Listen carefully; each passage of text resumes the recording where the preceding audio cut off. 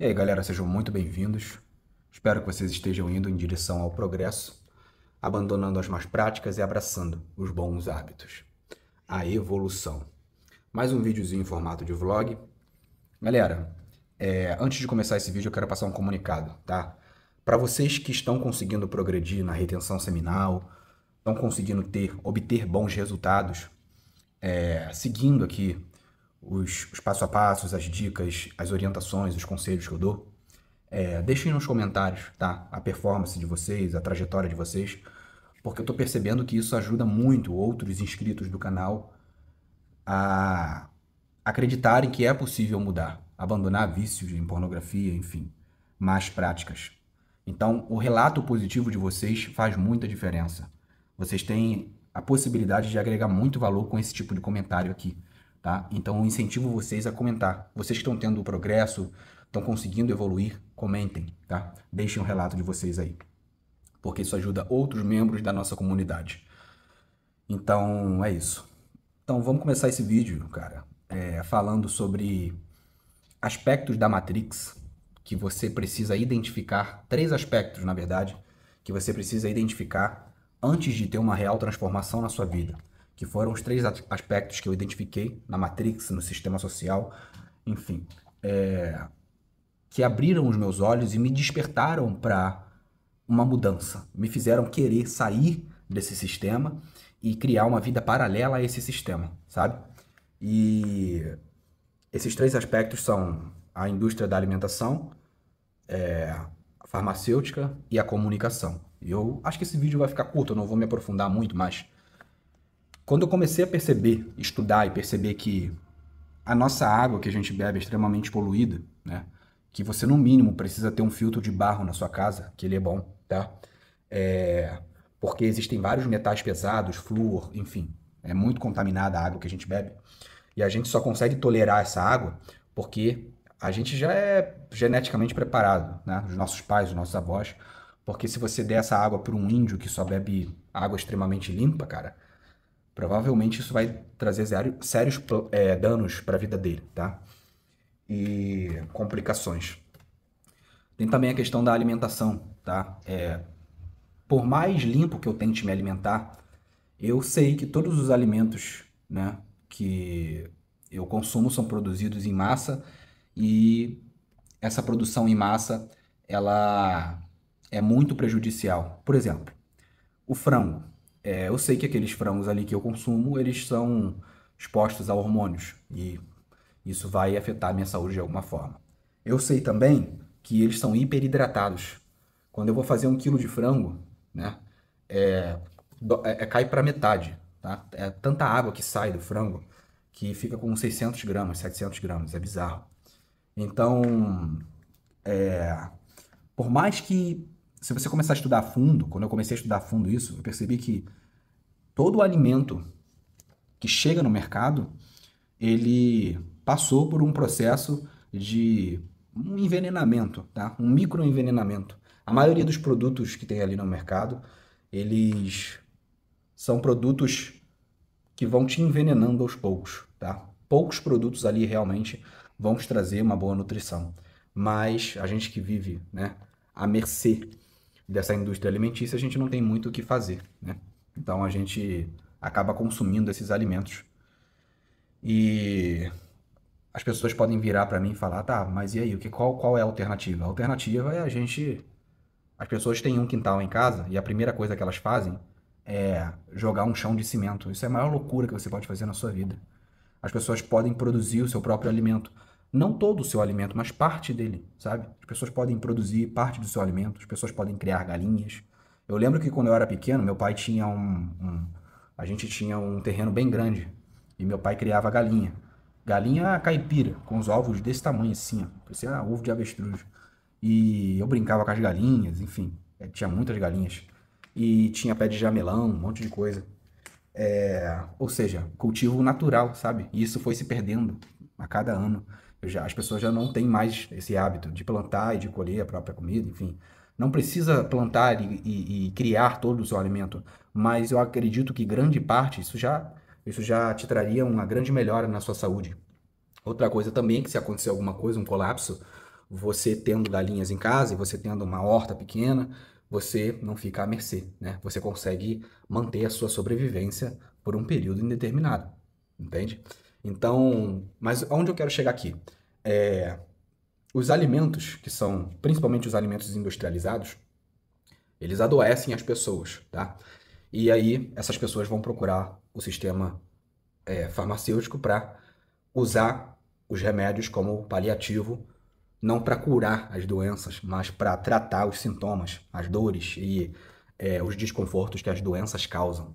E aí você vê que é um sistema que alimenta o outro. Quando eu descobri isso, eu tomei um choque de realidade e percebi que é verdade, tá?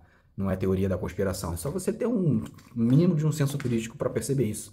Que os médicos, enfim, os meios de comunicação, eles não investem nada em reeducar os hábitos das pessoas, sabe? A maioria das pessoas, se elas fossem reeducadas, elas não precisariam tomar a quantidade de remédio que elas tomam. E aí, eu já ouvi gente falando, mas a expectativa de vida hoje das pessoas é muito maior do que antigamente. As pessoas vivem mais. Sim, as pessoas vivem mais, só que é normal. Quem aí não tem um tio, um avô de 90 anos, 80 e poucos anos, e já está há 10 anos em cima de uma cama? Fala pra mim. As pessoas vivem mais porque existem mais medicamentos. Então, as pessoas conseguem prolongar a vida, só que com a qualidade de vida horrível. Entende? Então, eu mesmo na minha família, eu cansei de ver, né? De presenciar meu avô mesmo em cima de uma cama, definhando, entende? Morreu com quase 90 anos, mas e aí? Vale a pena você morrer com quase 90 anos, mas passar os últimos 10 anos da sua vida sem poder levantar de uma cama? E os nossos anciãos de hoje são basicamente assim, a maioria deles. Eu conheço pessoas que trabalham com fisioterapia, enfim, que lidam com pessoas de terceira idade. E a maioria desses idosos estão definhando. Eles têm AVC novos, enfim, eles sobrevivem às custas de remédios.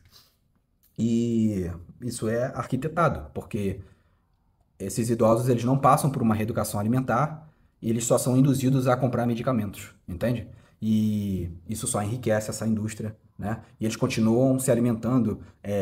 Você vê que o cara, os velhos comem miojo, comem um monte de coisa, suco de caixa, leite, sabe, de caixa.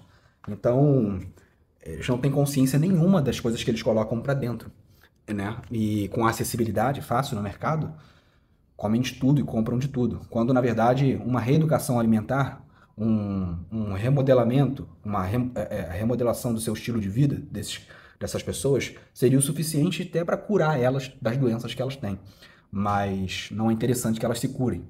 Diabético, enfim, pessoas que têm esse tipo de doença, elas vão tomar, pessoas com pressão alta, por exemplo, vão tomar medicamento para o restante da vida, entende? Então elas vão alimentar essa indústria, sendo que esses quadros, na maioria das vezes, poderiam ser reversíveis se essas pessoas tivessem o mínimo conhecimento de nutrição, né? E do que elas colocam para dentro do corpo delas. Então essa aqui é uma red pill sinistra, cara. É uma red pill sinistra. Meio não, é maligno isso. O bem-estar das pessoas é colocado de lado por lucro. E essa é a realidade, a vida é assim. Só que quando você começa a enxergar isso, a tua vida muda porque você tem a oportunidade de fazer por você. Ainda que você veja várias pessoas ao seu redor definhando, sabe? E sendo vítimas dessas indústrias, você desperta e você passa a aplicar esses conceitos na sua própria vida. Então você passa a se alimentar melhor, praticar exercício físico e, cara, eu só tomo remédio em última instância. Em última. Só se eu tiver muito mal, sabe? Só aí. Porque eu levo meu corpo no limite para ele tentar se recuperar sozinho. E na maioria das vezes eu me recupero sozinho. Meus anticorpos são fortes. Na maioria das vezes, pouquíssimas vezes eu preciso recorrer a medicamentos. Na grande maioria das vezes, quando eu adoeço, eu consigo me recuperar sozinho, sem auxílio de nada. Por quê? Porque eu me alimento bem, fortifico o meu corpo, e eu sei que quando ele tiver um baque de algum vírus, alguma coisa assim, algum patógeno, alguma coisa, ele vai ter a capacidade de se recuperar. E aí eu não fico alimentando essa indústria farmacêutica, enfim, que só vendem, né, o anestésico, mas nunca a cura. Porque vai vender a cura, eles vão perder um cliente. E o primeiro ponto, tá? E o segundo ponto é a indústria da comunicação, né, do entretenimento, da informação, tanto da publicidade quanto dos filmes, enfim. Tudo isso, cara, é manipulado para deixar as pessoas com uma frequência energética baixíssima. Eu lembro que quando eu era moleque, os programas que eu via na televisão, filmes e tudo mais, tinham obras até que boas, só que depois eu fui crescendo e fui percebendo as mensagens subliminares, as incitações dos filmes, ou seja, o mocinho, muito da minha influência de começar a beber e a fumar na adolescência vieram dos filmes. Porque o mocinho, o cara maneiro lá, ele sempre tava com um cigarrinho na mão, e ele sempre tava tomando um copo de uísque, uma cerveja, um drink, entendeu? A minha ânsia na adolescência e na juventude de querer me tornar um Dom Juan vinha também dos filmes que eu via, que eu assistia, das séries, entendeu? Das obras, porque o cara o James Bond da vida, né? Sempre tá ali descolado, pega uma mulher, enfim. E aí você se espelha, você é jovem, você se espelha nessas figuras, nesses arquétipos, né? E você tenta moldar a sua vida para meio que se transformar num personagem desse.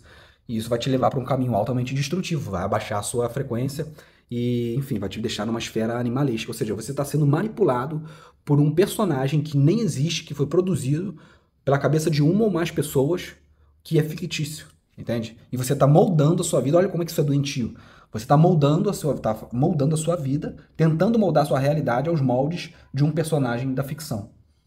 Isso é extremamente alienante, isso é extremamente doentio, tá? E aí eu fui percebendo isso também. Fui percebendo as mensagens subliminares subjetivas também, que ficam no nosso inconsciente, nas propagandas, nas obras, enfim, um outdoor do McDonald's, da Coca-Cola, também sempre comendo fast food. Você vê aqueles...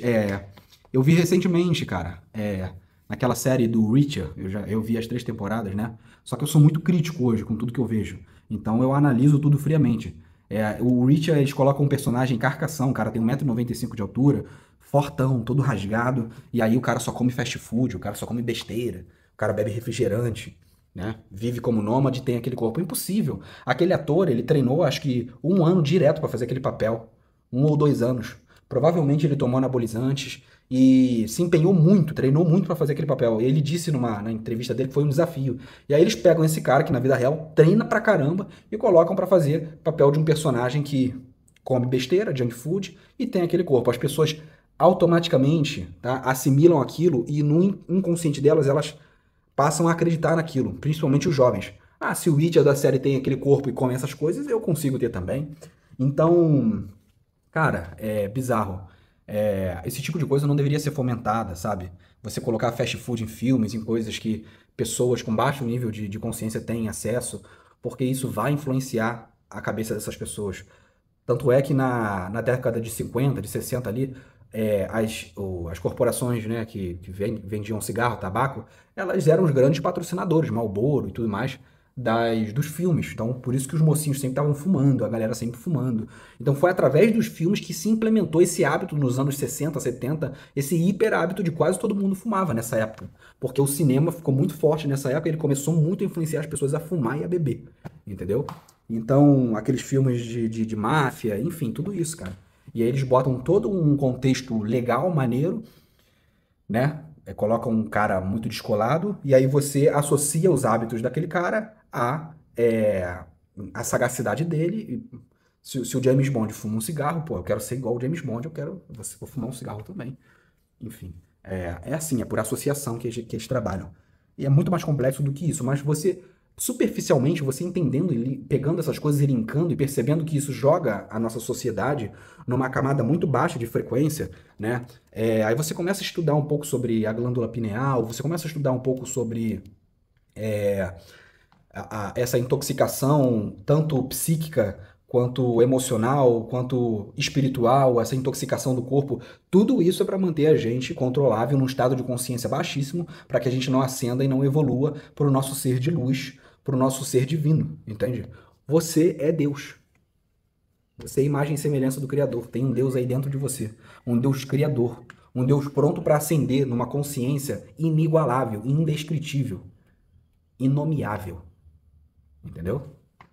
Só que são muitas amarras, são muitas grades, são tentáculos desse Leviatã, dessa Hidra, de todos os lados, tentando te manter numa frequência baixa. As notícias também na televisão, sempre fomentando o medo. O medo é uma das frequências mais baixas que existem que o ser humano pode permanecer. O medo é terrível. Então eles mantêm você sempre numa frequência de medo, com notícias sensacionalistas, sempre vai acontecer uma besteira, sempre dando ênfase nas coisas ruins. Mas eu vou te falar, acontecem tantas coisas boas quanto ruins no mundo, só que você só fica sabendo das ruins. Na mesma medida que acontecem tragédias, acontecem coisas boas, pessoas ajudando pessoas o tempo todo. Só que ninguém te fala, entendeu? Você está sempre nessa frequência baixa de medo, sem esperança no mundo, achando que o ser humano não tem salvação. Quando às vezes a gente vê na internet vários vídeos legais aí de ser humanos ajudando outros, ajudando animais, dando suas vidas por outras pessoas. Tá? Então, as propagandas também incentivando o hiperconsumo, né? Ensinando a gente desde cedo, né? Que o nosso valor está naquilo que a gente consome, no carro que a gente tem, na bolsa que a mulher tem, no sapato da Prada, enfim, nas roupas de marca, na grana que você possui, no status social, na tua rede social maneira, tá em todo lugar. E isso te mantém numa baixa frequência insana, que só vai te alienar, né, e te botar em abstrações negativas que vão te levar para uma vibração, uma aura negativa, entendeu? De chakras inferiores. Quando você começa a estudar um pouco sobre os chakras, você percebe que, de acordo com os indianos, essa manipulação, né, para que os nossos chakras superiores eles não se acendam, né?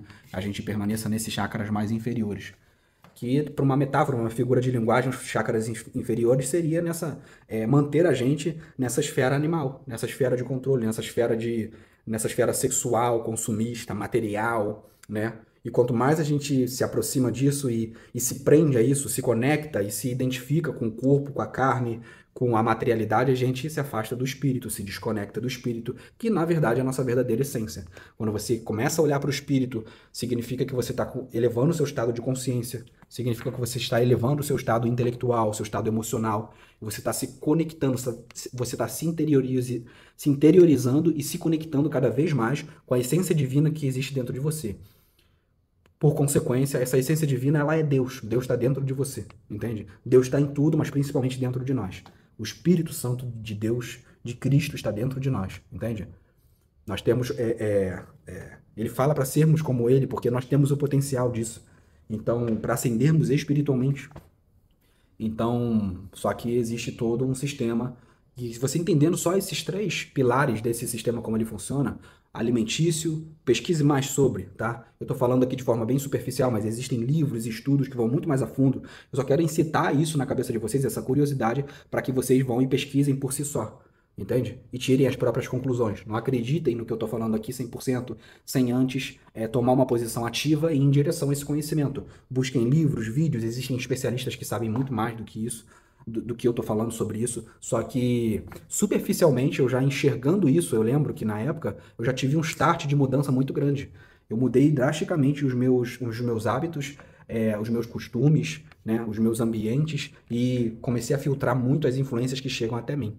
E isso me ajudou muito a sair de grande parte dessa prisão e desses tentáculos da Matrix que sugavam a minha energia, esses vampiros, esses sanguessugas que me mantinham numa esfera de uma vibração baixa. E minha vida mudou absurdamente depois disso. Então estou querendo incitar essa reflexão aqui em cada um de vocês, no intuito de agregar valor. Valeu, galera?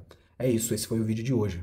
Para você que é viciado em pornografia, fica o e-book Retenção Seminal, para você sair de mais um desses tentáculos da Matrix, que a pornografia te mantém fraco, te mantém preguiçoso, te mantém apático, mata a sua ambição, enfim, a sua vontade de viver. E se você está sofrendo com esse problema, e-book Retenção Seminal Caminho do Autodomínio, tá aí, livro escrito por mim, 130 páginas, 2 módulos.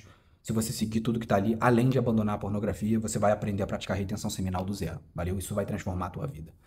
E para você que quer uma mentoria personalizada comigo, vê valor no meu trabalho e quer abandonar vícios, está passando por um problema emocional, está passando por problema financeiro, rompeu com um relacionamento, dependência emocional, ou seja, você quer uma aproximação espiritual com o ser divino, com o seu ser divino interno, enfim, todas essas áreas do desenvolvimento pessoal eu atuo.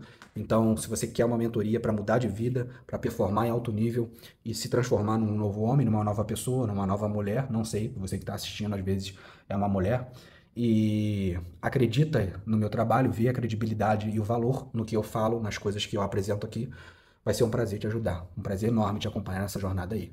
Fica o meu contato de mentoria aqui também na descrição e todas as minhas outras redes sociais, valeu? Eu vou ficando por aqui, galera. Muito obrigado. A gente está chegando a 12 mil seguidores, comunidade crescendo relativamente rápido, mas estamos atraindo cada vez mais pessoas parecidas com a gente e que buscam a evolução acima de tudo. Então, muito obrigado pela vida de todos vocês. Eu agradeço todos os dias a Deus por a gente estar conseguindo fazer esse projeto aqui crescer. E com certeza isso é só o início de um legado aqui, de uma comunidade que visa ajuda mútua, desenvolvimento pessoal e propagar mensagens de alto valor, visando edificar a humanidade e elevar a vibração das pessoas. Fiquem com Deus, um grande beijo, um forte abraço. Até a próxima.